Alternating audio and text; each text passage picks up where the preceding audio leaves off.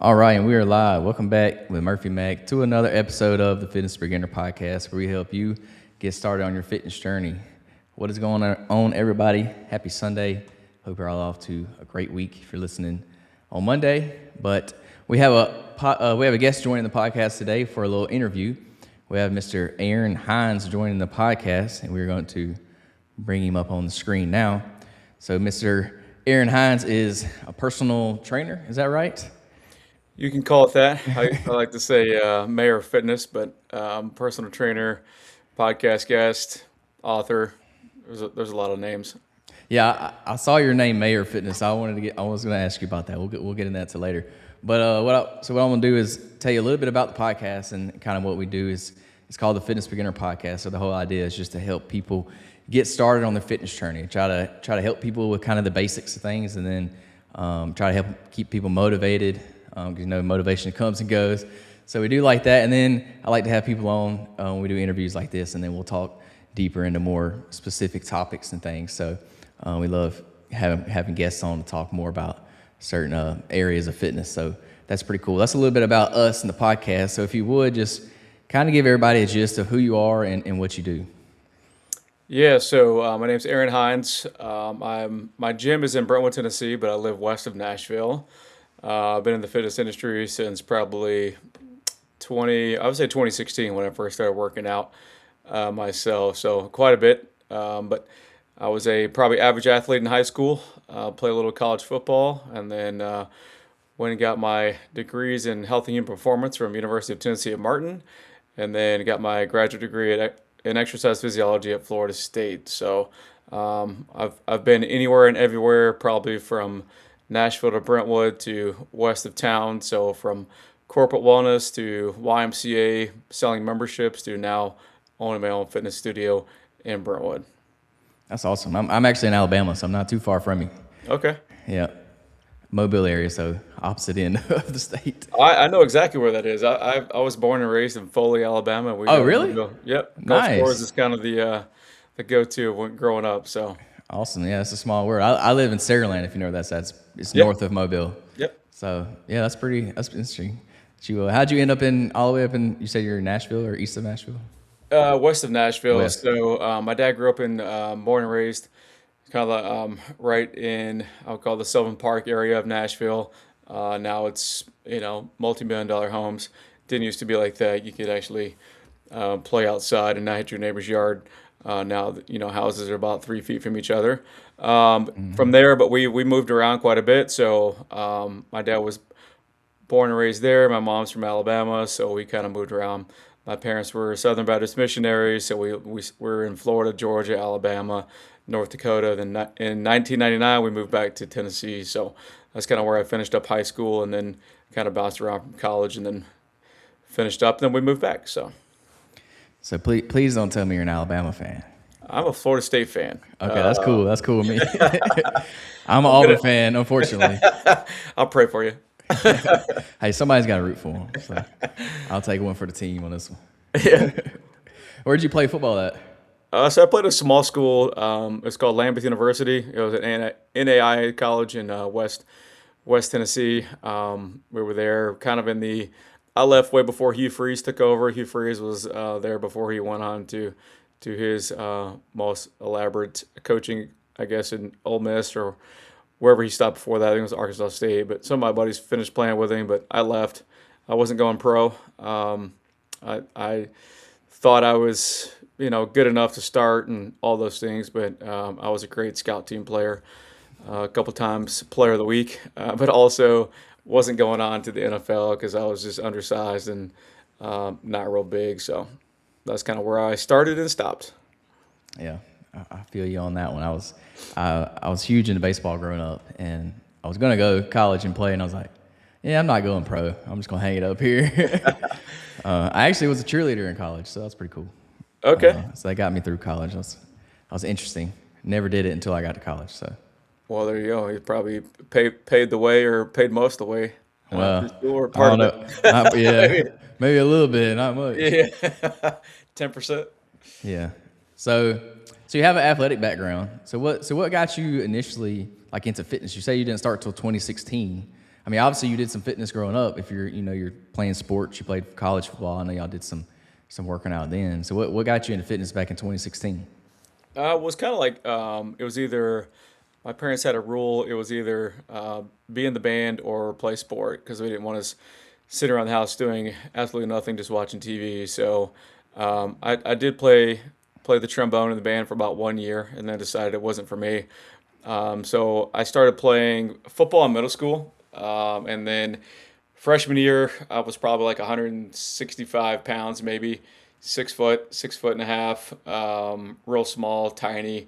Played defensive end and a little bit of offensive line, but um, it was more or less just like I want to start, I want to do this, I want to actually go to college and play. So I started like everybody else, walking into the field house, not really knowing what to do or what to lift. And one of my buddies kind of encouraged me to work out with him, even though he was, I would say, 3 to 4 times bigger than me and also a lot stronger. So as I was lifting just the 45-pound bar, he was repping out 225. So that's kind of where it started. Got to start somewhere. So that's where it started, and then really got into it working out with a former bodybuilder who back in the probably the 80s or 70s, his son was on the football team. So we spent a lot of time doing squats, bench press, deadlifts, about 2 to 3 days a week, and that's kind of where my love of fitness and just getting stronger and just feeling that like the soreness. A lot of people don't like the soreness, but that kind of always made me feel like I did something right or I was on the right track. So that's kind of where I started back then. So got to start somewhere. So why not the grungy old nasty field house of your high school? Yeah, it's kind of similar to me. I started playing sports. That's why I started working out for sports. You got a few more inches on me. So when I was freshman, I was about 100 and like 30 pounds soaking wet. I'm about 5'9" though. I'm a little bit shorter. So Okay. I was tiny, and when I started working out, I started getting stronger immediately because you get the newbie gains at the beginning. So I Oh got yeah. stronger.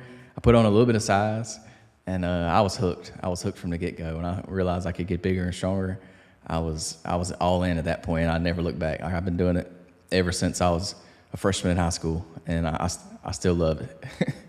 I mean, it's fun, and it was one of those things where you don't know what you don't know until you started seeing those kind of incremental gains. But one thing, as far as an athlete, stood out for me is the guy I worked out with. His name was Mr. Collier, and I always had the dream and ambition of being a really good offensive lineman. So being 160 pounds, you'd think I'd be a receiver or maybe a linebacker. I was too slow for that. So he always said, "Go out and buy you a double X shirt and then just grow into it." And I was like, why would I do that? I don't want to wear a baggy shirt when I work out. But its whole point is you got to grow into it. You got to put the hard work. You got to eat right. You've got to do all those things to be the offensive lineman you want to be. So, I mean, he was right.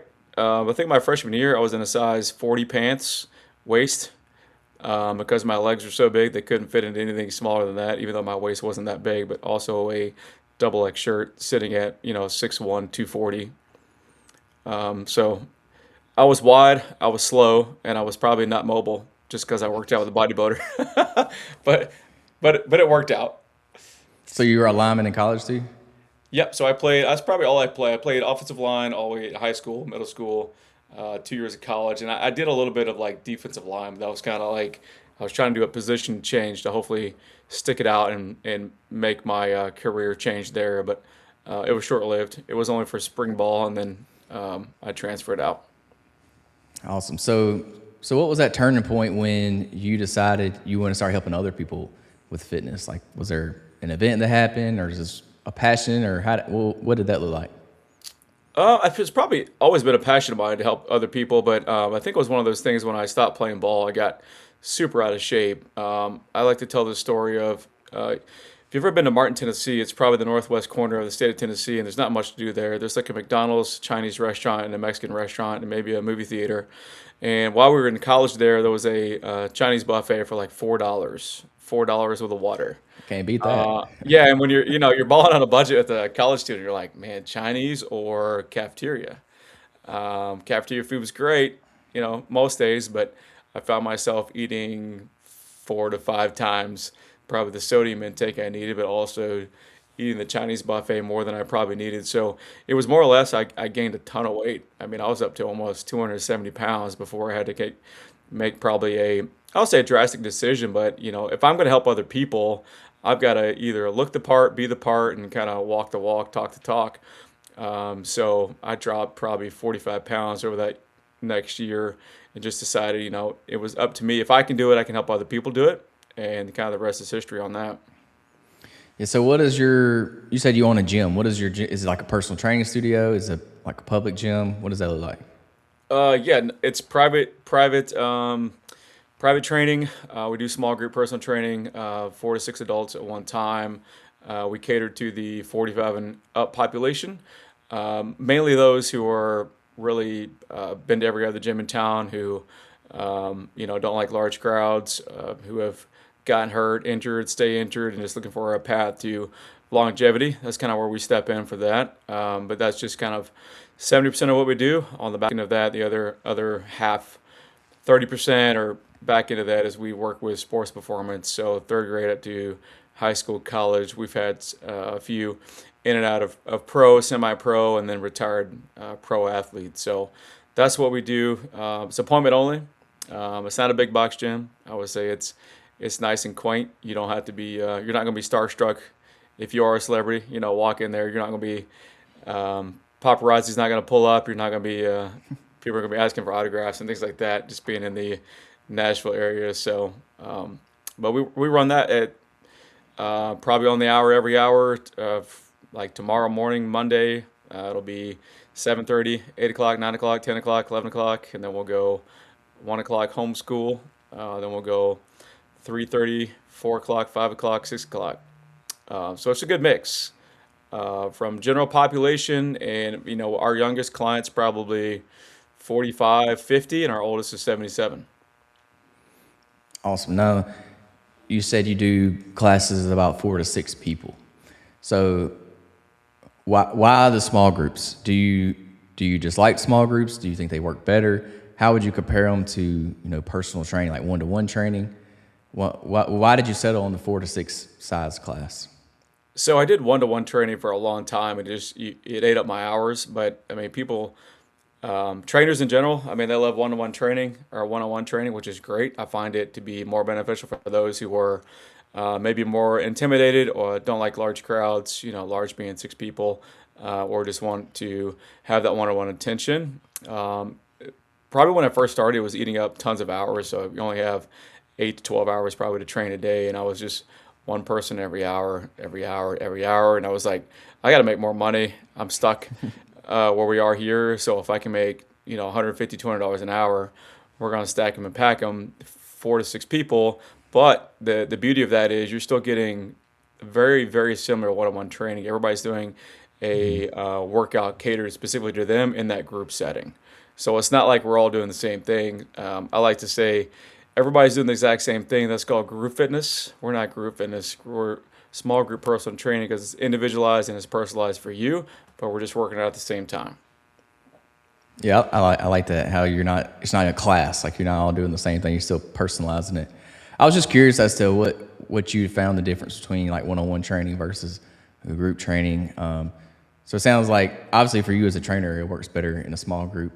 But have you seen any difference in your clients as far as working in a small group compared to working one-on-one? Because like maybe some people may feed off the other people in their group, and that may help them, as opposed to like working by themselves. Have you seen any good or bad things that have come out of that? Yeah, I mean the good of it is we've kind of built a community aspect for that. So when you don't show up, we may have a group text chain going, or somebody may say, "Hey, where were you today?" And when you come back, if you miss a day, you come back the next. Everybody's kind of wondering where you were, make sure everything's okay. But it's also we have those specifically in our 9 o'clock on Monday, Wednesdays, and Fridays. We're trying to push each other. We know they can do a little bit more, so it's just a little bit of a nudge. Some of it's a little bit of sarcasm, but it's also we like to joke around and have fun too. So pushing them, make sure they're reaching their goals, but also just having fun with it. But on the opposite end, I mean, the one-on-one too, some people like that. They like to have that one-on-one conversation, not be too distracted, because sometimes if you have six people working on it at one time. There's a lot of conversation going on. There's a lot of moving parts, and people kind of get, I would say, shock or struck. They're not really sure where to go, what to do, or where to be. So sometimes that's just a spatial thing, but also they don't like to be around that many people at one time, and that's okay. We do offer one-on-one training. Yeah, I think the group training could be good for. I guess it depends on the type of person you are. Yeah. I like having that camaraderie, like how you said you can be sarcastic towards other people. Y'all can kind of, pick on each other. I feel like that's good a lot of times. So it makes everybody feel like they're part of the group when they can still, when people's cutting up, going back and forth. That's Yeah, thing. but I always tell people to get you a fitness like a workout buddy, a partner, because it's just easier that way. yeah, you've got to, and it's also, I mean, there's people who, I mean, I've got a lady who is super introverted, but she just knows she comes and works out. I've introduced her to everybody else. I mean, they have some things in common, but she would rather work out and get it done and leave in 40 minutes than, talk an extra 15. That's just her, but everybody's different with that. But we've also had it to where people go on vacation together who never met before. They hang out outside of the gym. They play, they may meet at the community center and go play board games or whatever. So that's kind of the fun thing about that. But also, you're meeting friends you didn't know you should have, and now you do, so you can go hang out outside of working out. Yeah, there's definitely a big community aspect of fitness as well. It's not just about you. I mean, at the end of the day, it's all about you, but there is a Yeah. community that comes along with it, which I like. I like that a lot. That's like I have a whole like garage gym set up in my garage, and I love it. It's perfect. Like I can do whatever I want in there. But like for some reason, I still like to go to the gym and work out at the gym, Yeah. just because it's just the community. Like I like being in there around other people. Y'all are working on the same goal. You're working on yourself, and you chit chat back and forth in between sets. I enjoy that. So that's It's good too. I mean, I've owning a gym and I work out at the local YMCA's around town. So I went to one I hadn't been in 15 years today, and it was just different. It's fun. Sometimes you run into either old clients or just people from years past. So sometimes you can rekindle those relationships. Just a friendly, hey, how you doing? Or hey, it's been so long. And sometimes they become clients again. So you just never know with that. But that's also fun too, because being inside my four walls every single day, I'm like, I got to get out of here. I want to go somewhere else and work out because yeah, different change of scenery, but sometimes a little bit more motivation happens as well. yeah, that's true. So you say you work with people over 40, 45 to 75. Why the age group? Or why are you going over 40? Is there any particular reason? Yeah, actually, they're probably the biggest group of individuals in that age range that need help more than the young guns. They've been probably to every other gym in town. They've tried everything under the moon. They've been hurt before. They're just looking for increased strength, balance, mobility, and longevity at that point. So we're not looking for the high rocks training, the CrossFitters, the burpees and box jumps, boot camp style people. So we're trying to meet them where they are. Hopefully, uh, keep them out of physical therapy or the orthopedic surgeon's office for more surgeries. So that's what we found to be more successful on my end, because as the aging population gets, they need us more than the younger population, in my opinion. Most of them get to a point where they stop doing and then they become immobile, they lack strength, their balance, everything just kind of goes downhill. So we're just trying to revitalize that vigor as far as getting them back in shape so that way they can travel, they can do things around the house, they can do yard work more independently.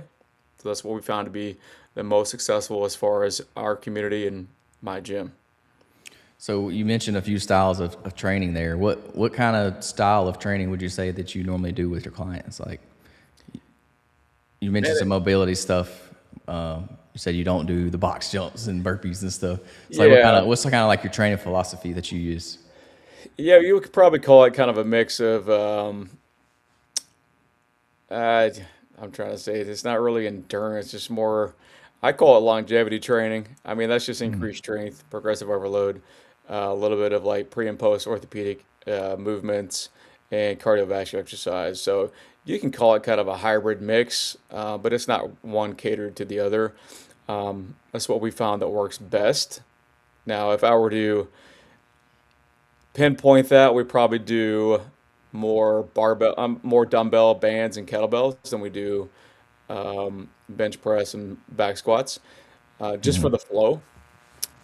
So I wouldn't say it's like some certain style or if it's anti this, but it's just what we found that works best. We can get your heart rate up. We can, get you on the verge of maybe walking over to the trash can and puking, but we're not gonna get to that point. It's just none of our clients like that anymore, but it's also we can also increase the strength, grip strength, and movement that way without having to be too over the top. Yeah, I think the most important thing is just for every age group, in my opinion, is just building strength. Like you mentioned, you want strength training is huge. No matter what that strength training looks like, it looks different for a lot of people. But I think that's the one thing that, as we get older, it gets more important. Just to make sure you're maintaining that strength, so we don't, get old and, and not be able to, you know, hold ourselves up and things like that. Yeah, I mean, you think we've got some that they like to. We may have 25 different exercises that we're just trying to rotate through, and we may, you can kind of say you have it on your sheet, and maybe you just kind of randomly select in a way, so that way you're not being so redundant. But that's what works for them. For that one person, the other person, they may have 100 different exercises we can do. Um, I've only got one person that'll put it to the test to do some burpees and pull-ups or some kind of super complex movements. Other than that, they'll look at you with cross-eyed and be like, "We're not doing that." You know what I mean? It's like they call the shots sometimes, but it's also we like to push them. We like to try things different. We like to be not super creative, but also sometimes you come in, you can only do the same 10 exercises. You got to find a way to either do it on one leg or one arm, and maybe use a AirX pad or something to make it more challenging. That way they can keep them guessing, but also they're getting some kind of strength gains and balance gains as well. So what are some mistakes that people over 40 are doing when they first get started back into fitness? What are some of those mistakes that you see? Like maybe if you had a new client, like what's something that you may see them do? Yeah, I mean, some of them want to go kind of all in, like 4 days a week when they haven't been doing diddly squat the last, 6 years. So I like to say, let's start with 2 days a week, and if you can maintain that for a month, and maybe you can go to 3 days a week. Going too hard too quickly leads to burnout, too much soreness. They don't want to come back. So it's slow and steady wins the race. I like to say it took you this long to get to this point where you haven't done anything. So look how long it took you to maybe increase your weight or lack of mobility, and you're just poor eating habits. So let's take that, let's multiply that by 10. It's going to take you that much longer, but also you need to start slow, and then actually have some accountability, have some small wins with that, but also let's not get too crazy. It's not the I like to say it's the used to kids. We got some of those. We've all had those where I used to do this and I used to do that, but you're physically, emotionally, mentally, maybe even physically, you're not capable of doing that. So let's just pump the brakes. Let's start with 2 days or maybe one day a week, and then go from there. That's probably the biggest one. But also, it's the increase in the weight too soon, too fast. They feel good with it, or they, like I said before, they used to do this and that, but right now the time and place is not. You're not a fit for that. Let's start with the fives and tens, and then let's increase. Let's not just jump to the 20s, because we had to have those where they've gone somewhere and they jump right in, and they didn't know how much they were doing, and then they get hurt. So what happens? You get a setback. So then what do you do? Yeah, I couldn't agree with your point more. People going all in too quick, because it's like you said, it leads to burnout, it leads to them quitting, and that's so true. You see this all the time. Especially the worst time is New Year's. New Yeah, Year's, people start going 5 days a week to the gym. I'm like, you haven't been to the gym in 5 years. What makes you think you will go 5 days a week? Like yeah, you're not gonna do that. Like you're not gonna go. It's not sustainable. You're not gonna do that. So just start, like you said, start 2 days, maybe three for some people. But start with two. If you can stick with that for a while, then start adding more. Add some more reps or sets in. Not even a whole day, and then after a while, then you can add a whole day in. So yeah, I couldn't agree with that more. And I like what you said. The used to coulds. That's fun. That's pretty funny. I like that. Yeah, well, we get some of those. It's mainly the Yeah, guys, and definitely. no offense to the guys, but they're, back in my day, I used to lift this, and I'm like, I don't care. I mean, I used to lift a lot too, but now I can, for bench press and whatnot. The kids I work with always ask me how much I can bench, and when I tell them, they're like, they're shocked. I'm like, it's probably 185. That's the most I want to lift. Any more than that, I mean, I've had a reconstructive elbow surgery from going all in on 365-pound bench press. Did I lift it? Yeah. Did I pay the price? Oh, yeah. I paid the price for about 6 months of occupational therapy, and I still don't have full range of motion in my left arm. So you kind of have to be smart about it, right? You get to a point where your body's going to tell you no, and you should probably listen to it. If not, you're going to end up getting hurt or injured or have multiple setbacks. Yeah, unless you're training for like a sport, like a weightlifting sport, powerlifting, it's really not necessary to really do that much weight. I mean, yeah, it's cool and all, and a lot of people do, but it's not really necessary. Like I've been working out forever now, and I really don't push the weight that much. Like I could do a lot more than what I work out with. I choose not to because I know it's going to lead to injury. Like I know I'm going to pay the price, like you said, and I don't want to do that. Yeah. So I tend to, as I've gotten older, which I'm still not that old, but as I've gotten older, I've definitely gotten smarter about the way I train for sure. Because I used to just throw a bunch of weight on there and do it and just push through, even if it hurt. I'm pushing through. Yeah. Whatever. Now I don't do that. If an exercise hurts now, I stop doing it. Like I don't do it because something's wrong. If it's hurting, like I'm gonna take the weight off and try to figure out my technique to see where I went wrong, or I'm gonna scratch it for that day, come back to it another day, and see if I can correct whatever was wrong. But obviously, I'm gonna take a lot of the weight off because Yeah. there's no point in getting injured. Because then if I get injured, then I can't work out. Then I'm not gonna be in the gym. So Yeah. counterintuitive. That's a good point too, because it's like listen to your body. In my 20s, no. 30s, no. I just turned 40 this year, and I'm like, man, something's just not worth it. So, barbell bench press, pros and cons.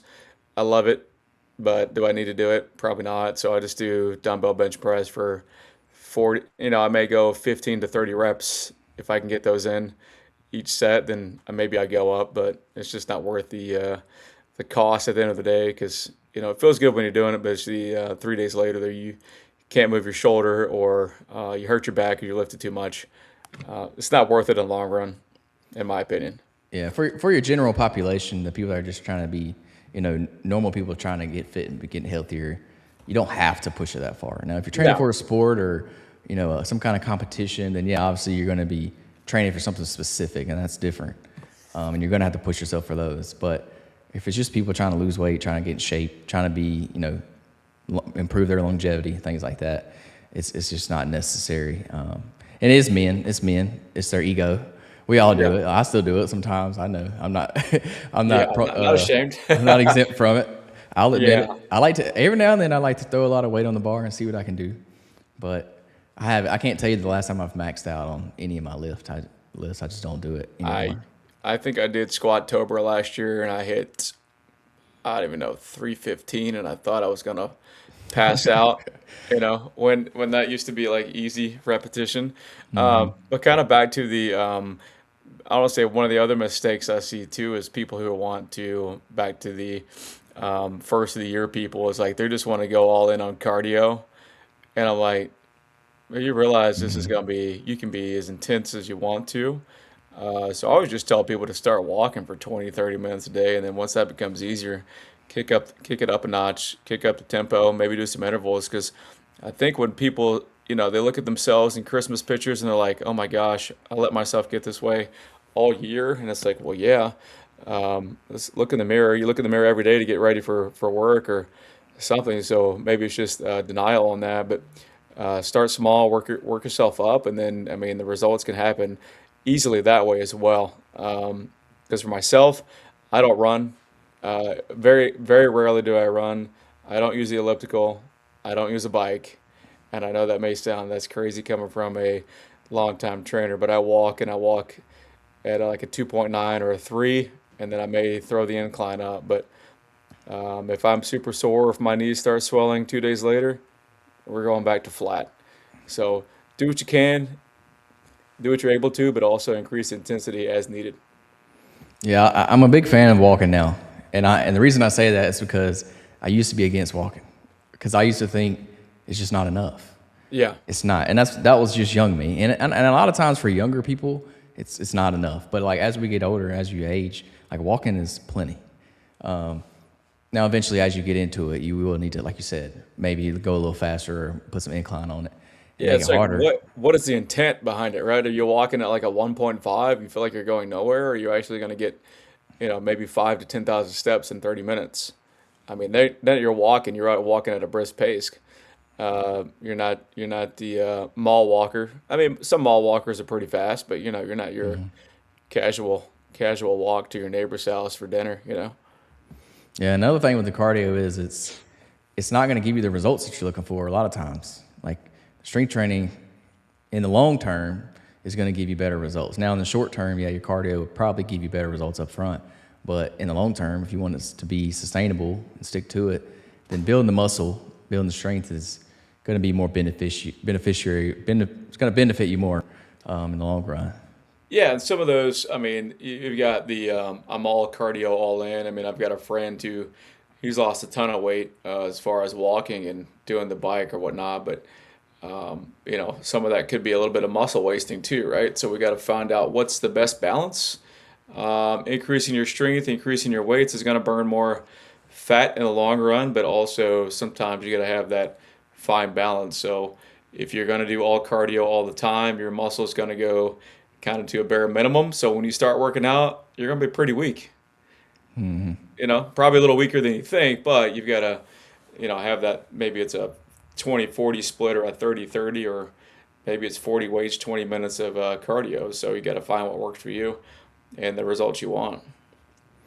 Yeah, I've in the past few years I started running, so I've been doing a lot of endurance stuff. So I do a good mix now. I used to only do weights, never did cardio for years, but I was a smaller guy, so like I didn't really need to do cardio. Yeah. But now I'm kind of on the running kick now. So I fell into the running cult. Oh, But hey, man. More happy for you, but you're not going to find my name on that list. yeah, to me it's more like it's kind of like a mental challenge. Like I like to, it's kind of like meditating almost. You get out there in a long run Yeah. and you get to kind of think through all your thoughts. It's kind of like a meditative in a way. So that's why I enjoy it. So I like to do that now. But I still love weightlifting. Like weightlifting is my background. I still love. Never going to give up weightlifting. I like doing a good mix of both.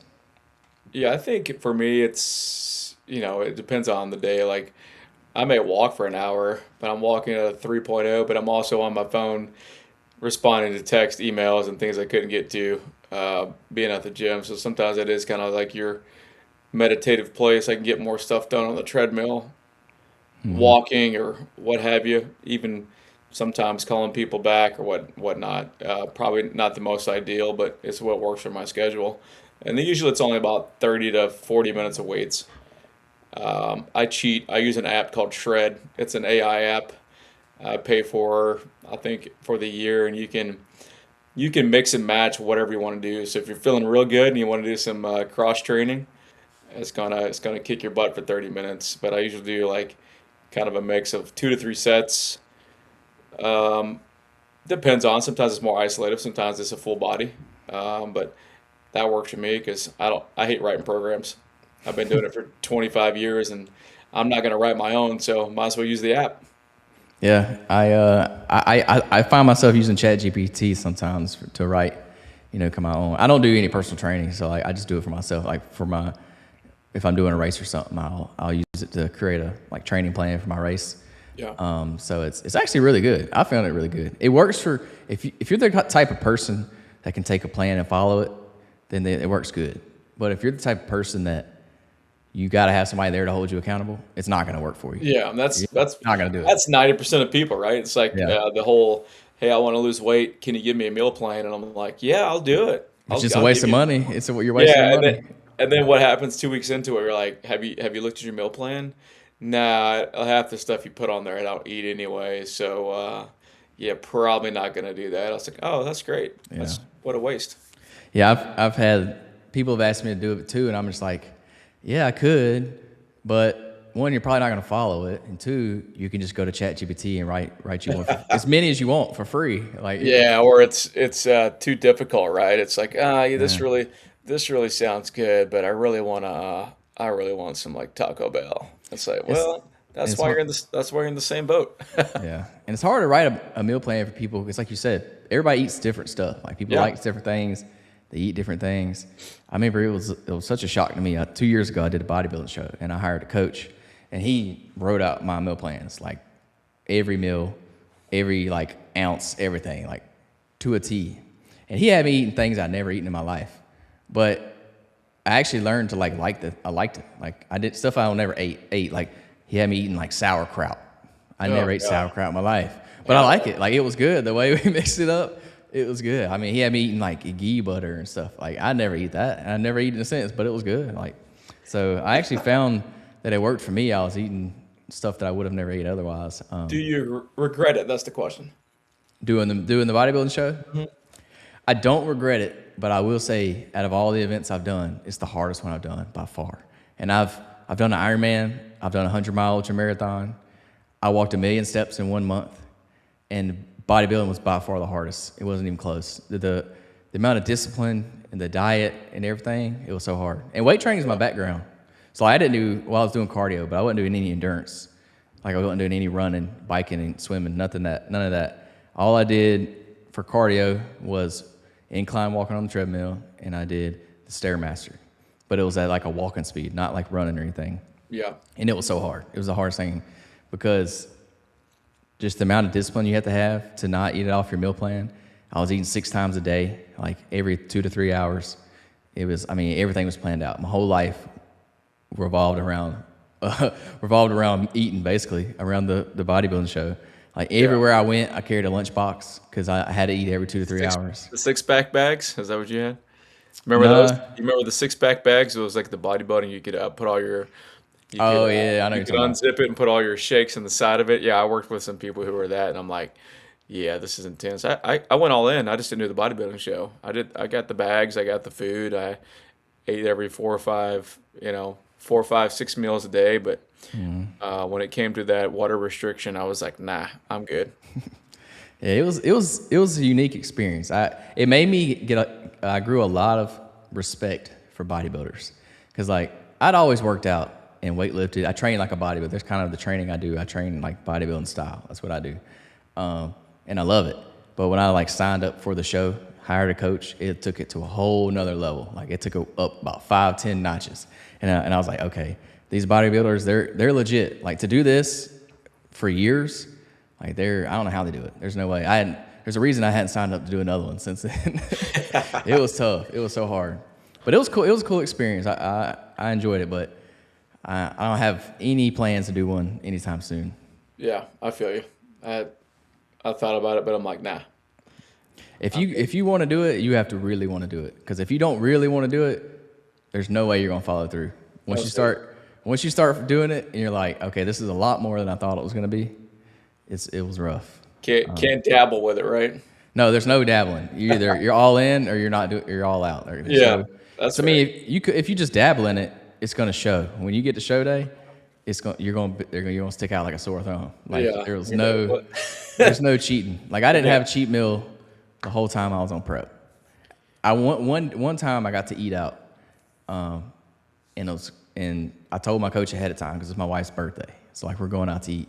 And I told him like a month in advance. I was like, hey, this day I'm going out to eat. He said, all right, we'll plan your meals out to where you can have like a high carb day that day, and that'll be kind of like your cheat meal. He was like, no dessert, no appetizer. You get your one meal, you drink water, and that's it. And I was like, all right, that'll work. We can do it. Nice. And honestly, dude, it was the best meal I had the whole entire prep. It was so good. But yeah, it was a very intense. It was so weird. I never thought about food so much ever. Like my whole day, I was just thinking about food. I would watch YouTube videos of other people eating food. Oh, Like, man. it was the weirdest thing. Is I don't like that. Like I don't do that at all. Like I don't like when people do like the mukbang videos. I don't like those. But for some reason, when I was doing my prep, I was watching all kinds of food eating videos. It was so weird. It's food all day, man. Yeah, being when you're starving, your mind will do some weird play some weird games on you for sure. Yeah, hallucinating a little bit. No, no hallucination. I was just thinking about food all the Yeah, time. it's that dehydration probably. Yeah. So let's say somebody in their 40s, 50s, they have 30 minutes a day to work out. What do you recommend they do or they prioritize?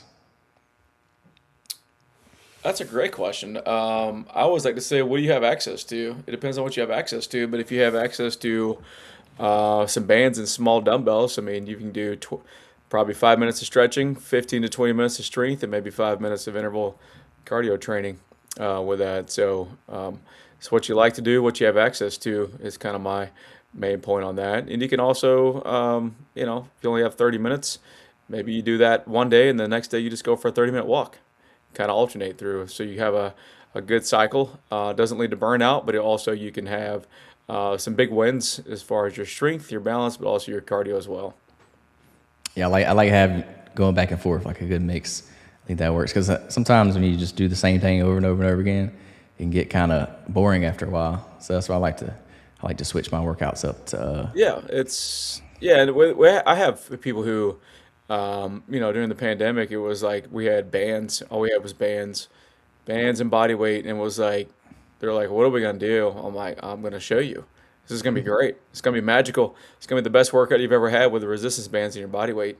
And when they're done with the workouts, it's chest presses with the resistance bands or rows with and then rotations or wood chops, and it's like they didn't think they could do that many things with just a yellow or whatever resistance band we had. So use what you have, use it efficiently and effectively, and kind of mix it up a little bit.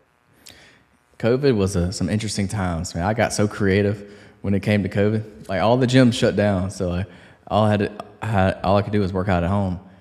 I remember I was finding any and everything in my yard that I could just pick up and lift. I mean, there was at one point I was lifting 4x4s. I was getting the propane tanks to hook up to your grill. Oh yeah, They're kind of heavy.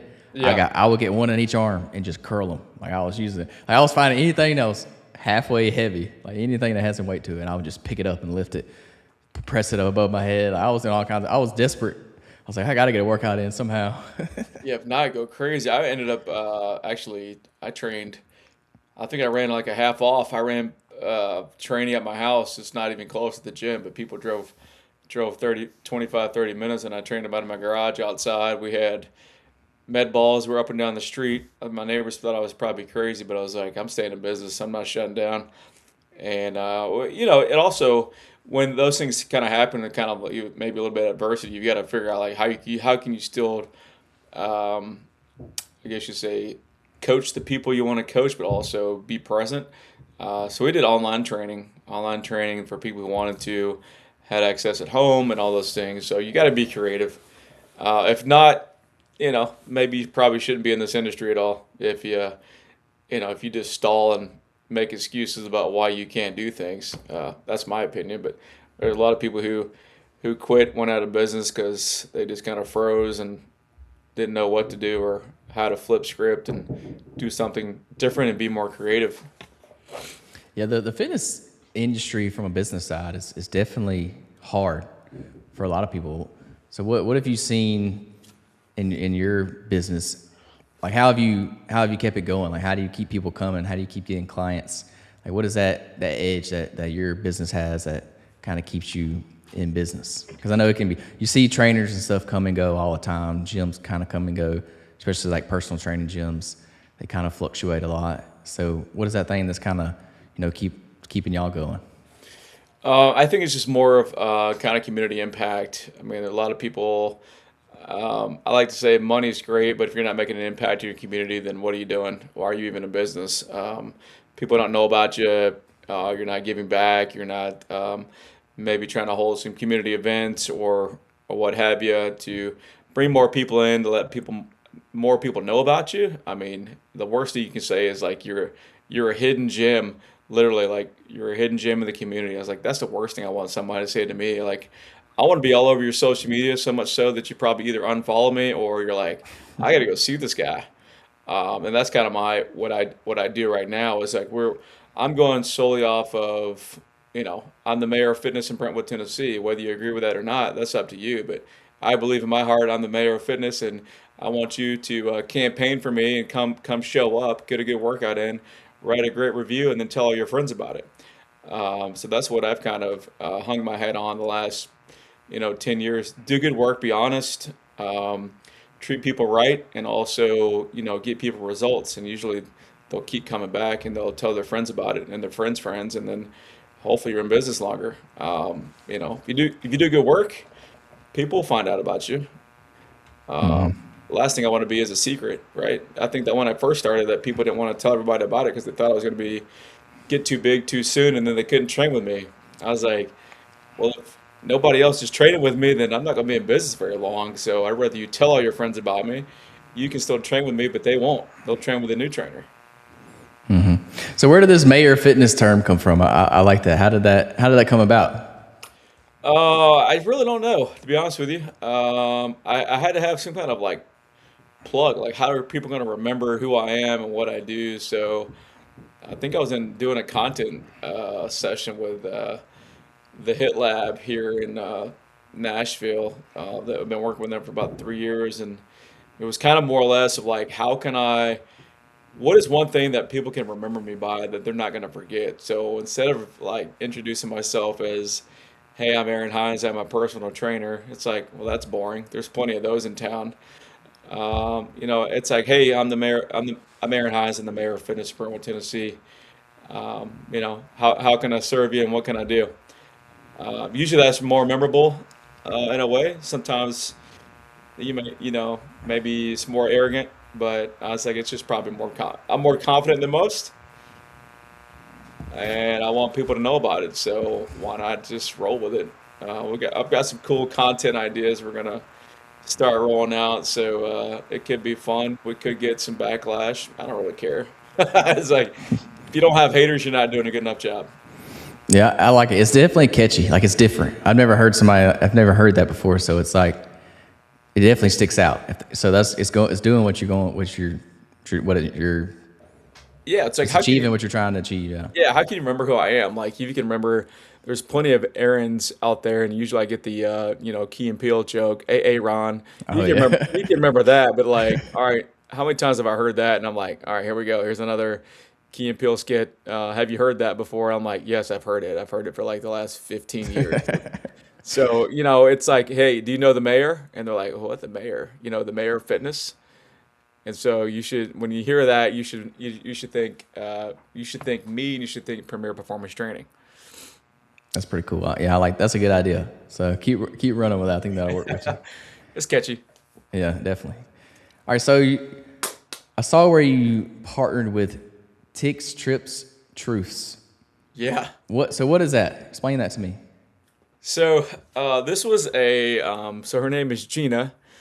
Gina is from, oh my gosh, she's from Indiana, and I've just blanked on the exact town.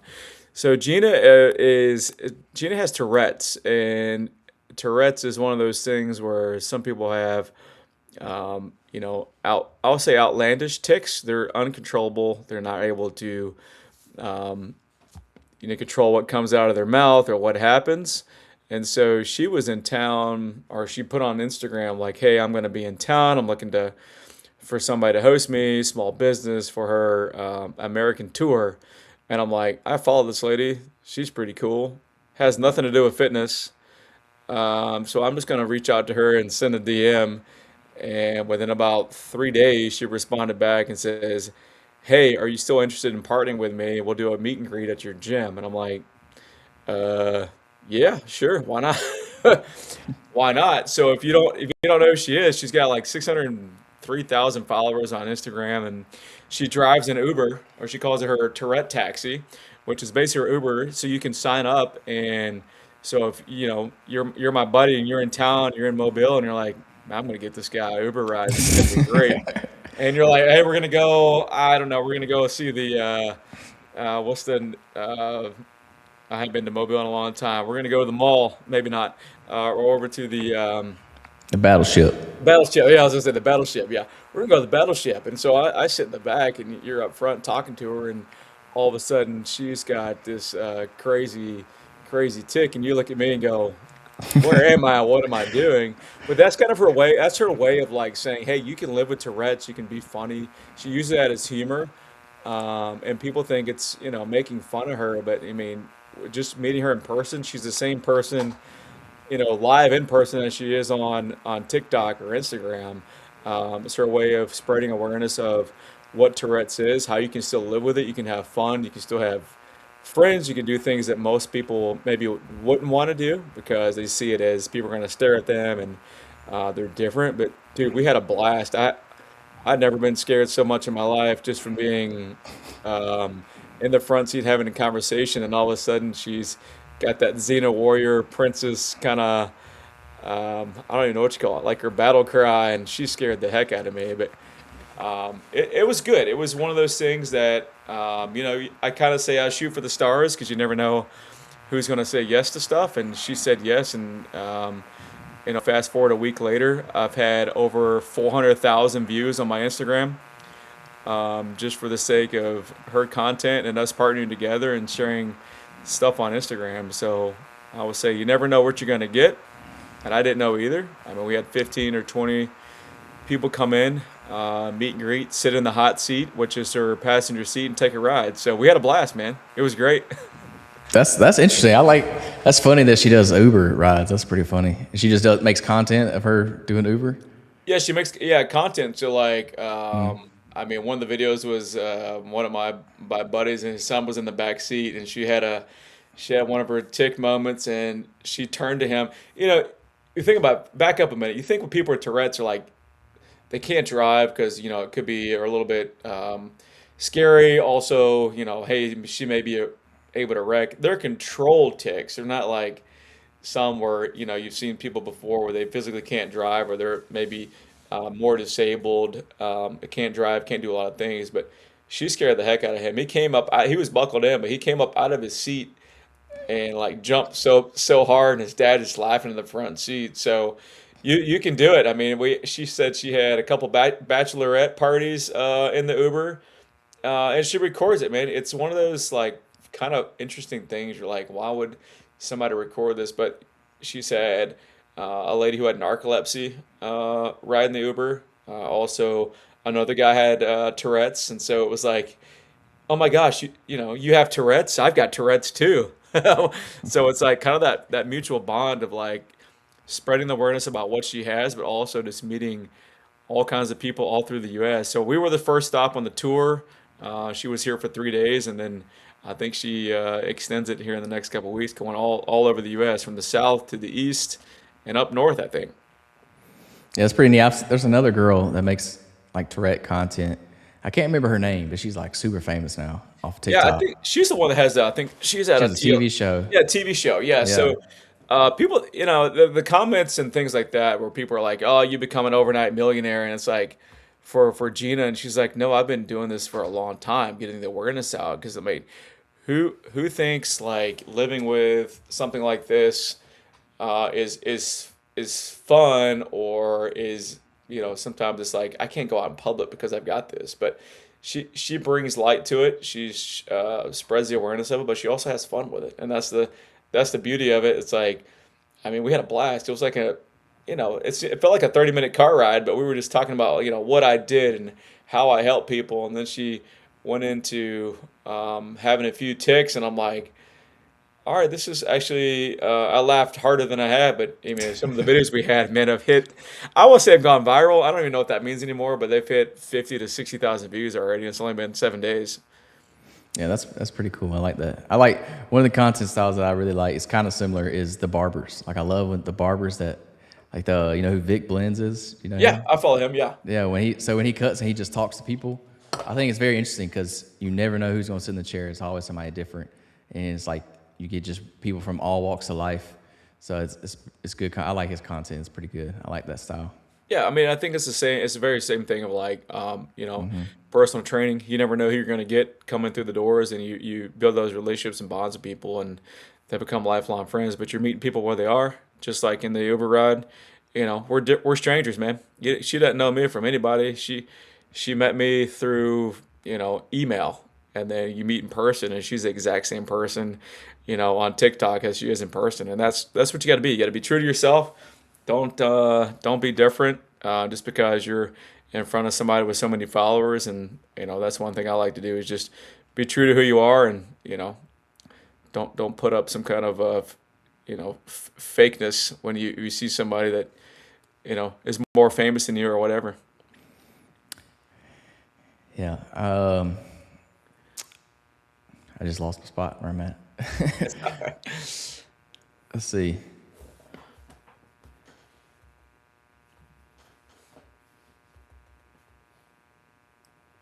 So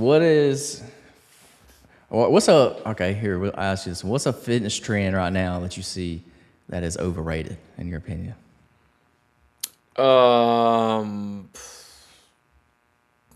I would say, oh my gosh, I'm gonna draw a blank here. Uh,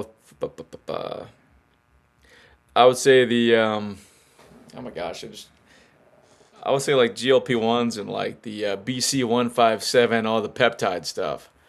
I was thinking GLP-1 in my head. That's what. Well, That's GLP-1 and what. peptides, I think they're all kind of like it's injectable, right? So like, um, does it work? Probably. Do you know what's going in your body? I don't know. I don't. I don't think a lot of people do.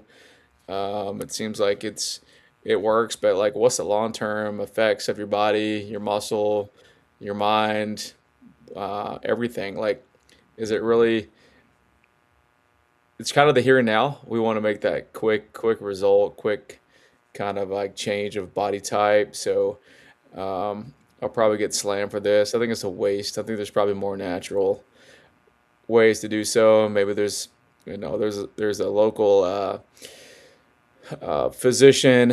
I say physician, doctor. Maybe he's a biochemist. I think he's a biochemist, or anyway, he's local to Nashville, and he said he's been working on all this stuff for the last 5 or 6 years, and it's even better. It's in a capsulated form, so it's not synthetic. It's not being injected into your body. You know exactly what it is. It works probably 10 times better. But I think that's one of those things, like, no one's really talking about his product as much as all the injectables. So like, people want to go for what's the flashiest, who's going to get six packs quicker, who's going to lose weight. But I would say a lot of those people who inject all this stuff, they look bad. Um, no offense, but You can tell on a lot of people. You can tell.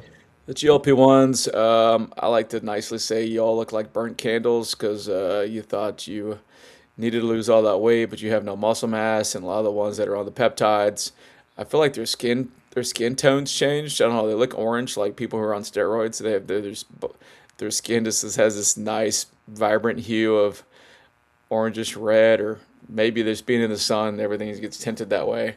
Um, I could be a little bit biased on that. I'm colorblind, so maybe they're not orange. Maybe they're just super tan, but they look different.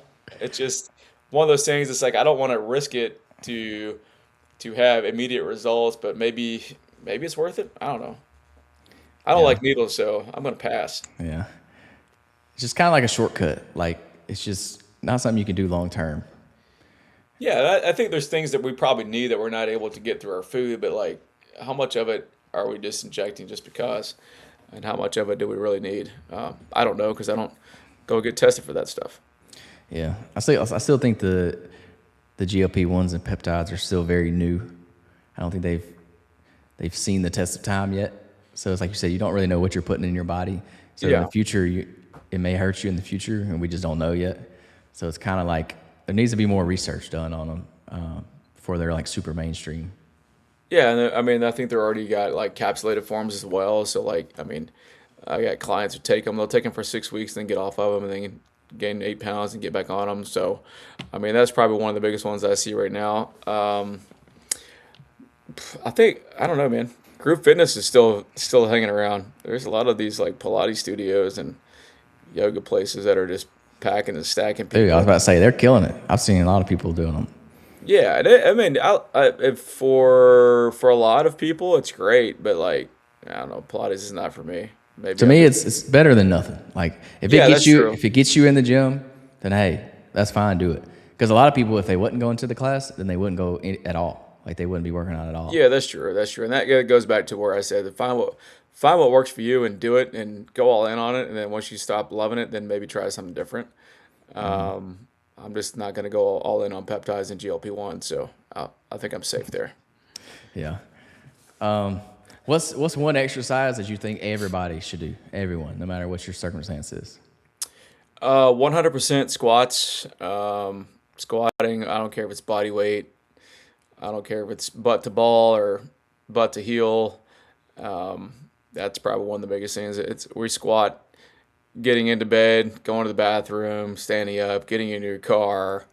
I mean, if you probably tallied up how many times you go up and down a day, I don't know, probably 50 to 100 times, just without really thinking about it. If you work in a desk, you're going to up and down, up and down, up and down, getting in your car, getting out, going inside, sitting on the couch, sitting at a dinner table. I don't know if most people's beds are super high anymore, but you have to get to at least a 45 degrees knee bend to get in and out of bed. The list goes on. Getting in a tub, getting out, going to the bathroom, getting up, walking downstairs. I mean, you're still knee bending. So that would probably be number one. I mean, a close second's probably lunging. Yeah, I think I agree with you on the squat for sure. Squatting's so important. Like we do it, like you said, we do it all day, every day. And if you don't use it, you'll lose it. And I actually like to preach full range of motion, even on the squat. Like, Yeah. and obviously for some people you can't start there, but the goal should be to get there, full range of motion. Just because when we do sit in chairs, we do sit on things that are higher, so we're not getting in that deeper stretch a lot of times. Yeah. Like a lot of times you're probably stopping around 90 degrees at most. You're probably not going past it. So I like to get as far as I can down. I even like to just sit in like a squatting position, not like doing a squat, but like just as like a stretch. Like get down in there and like a stretch, just so we're not losing that way. I'm not losing that mobility, because I still want to be able to like, squat full range of motion, and I do that for all my lifts. I'm doing full range of motion.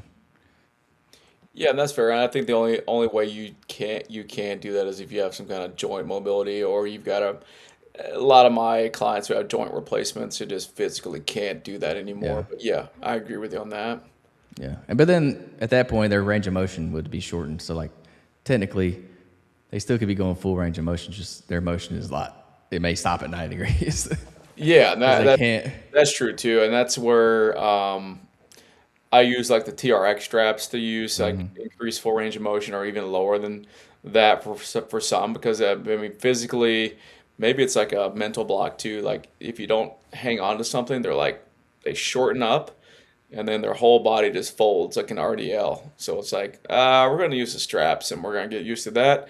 And then we're going to take the straps away and see if you can still do it. And if you can do it that way, then we're going to start adding weight. So progress it in a way that's, person by person. Yeah, and you can't. A lot of people won't be able to start, full range of motion. You'll have to do, like you said, you have to work your way into it. It's going to take time. Yeah. Because especially as we age, if we're not, getting in that position, you will lose that range of motion over time. So Yeah, and that's where things stop and they halt, and then that's when you start to kind of, I'll say, roll downhill. Once you stop, you use it. Once you stop being able to use it, you lose it, and then everything else starts to trickle downhill pretty fast. So. Yeah, that's why even mobility work as we get older is super important. Something I'm implementing more into my training now is just simple mobility, stretching, things like that, just so I can stay, mobile. I don't want to be all stiff. Yeah, it's the boring stuff. I like to preach. It's the boring things you need more than the flashy stuff. So let's just spend more time on the boring stuff initially, and then you'll learn to love it. Absolutely, and that goes to like your workouts as well too. I mean, there's a reason we still do lifts that they were doing, 100 years ago. We're still doing the squat, still doing overhead press, still doing, deadlifts, bench press, whether it's barbell or dumbbell. The basics work. That's why we still do them. Yeah, it's all carryover. Just a matter of who wants to do them and how many times. Yeah. Well, all right. I don't want to keep you any longer. It's starting to get a little late here. So I appreciate you coming on. If you would, let everybody know where they can find you at your gym, your social media. Yeah, we're located in Brentwood, Tennessee. So it's www.premierperformancetrainer.com, and then on Instagram at Premier Performance TN. That's Premier. I think there's a couple ways to spell Premier. I don't know why I chose that way, but no confusion. But it's under, I think, Aaron Hines. It should be under the Mayor of Fitness there somewhere. We're on Instagram, X, TikTok, all Facebook, everywhere. So everything's pretty much located on my Instagram channel. Awesome. You said you're an author. You wrote a book? Yes, I've written 3 books. I've co-authored 2. Yeah, that's, I know. I'll give myself a couple pats on the back, but it's not. It's one of those things where unless you're a New York best time seller, then you're making like a couple nickels every book sale. So, but we promote them. A couple are sports performance. One's on active aging, because really easy blueprint for men and women 45 and older. One's called the mental rep method for more of the mental side of sports performance and athletes, and then the other 2 are collaborative books from fitness pros all over the U.S. and some are worldwide. So Awesome. Well, I appreciate you coming on to the podcast. We'll leave it there for today's podcast episode. So y'all be sure to tune in next week for another episode of the Fitness Beginner Podcast. yeah, man, appreciate you.